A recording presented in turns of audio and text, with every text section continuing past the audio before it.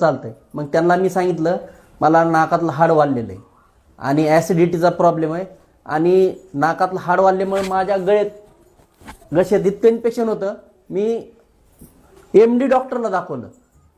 MD डॉक्टरने मला 500 पॉवरच्या गोळ्या द्यायच्या ती इन्फेक्शन कमी होतं म्हणून, पण त्यानं मला काही फरक पडला नाही.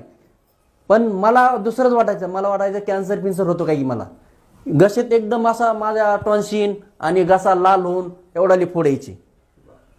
आत्ता मी 1 महिना झालं, मला 8 दिवस काही जाणवलं नाही, पण 8 दिवसांनी आता 1 महिना होत आला. आता जो 90% माझ्या घशातलं इन्फेक्शन पूर्ण कमी झालं.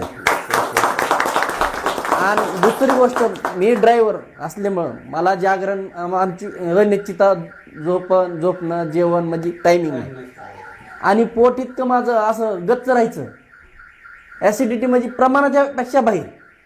ॲसिडिटी आता एकदम पूर्ण माझी नाहीशी झाली आणि माझं वजन कमी 2 ते 3 किलोच्या पुढे कमी झाले.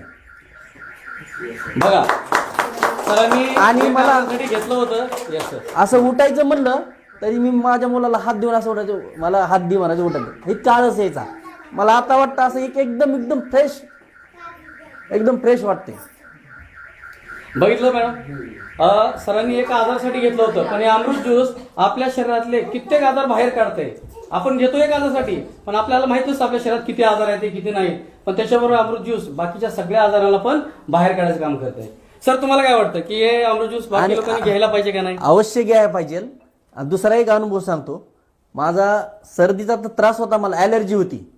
ती ॲलर्जी डबल होती माझी. कशी माहिती का, सर्दी थांबले ना अंग खाजवायचं, लाल फोड यायचे एवढाली, गांधी यायच्या टोटल अंगावर. मला सिट्रिजन 1 दिवस आड करून सिट्रिजन खावं लागत होती आणि गांधी थांबल्या की सर्दी चालू व्हायची. त्याच्यामुळे मला कंटिन्यू 1 दिवस आड करून सिट्रिजन गोळी खायची. आता मी जवळजवळ 15 ते 20 दिवसाच्या पुढे झालं गोळी कसलीच खाल्लेली नाही.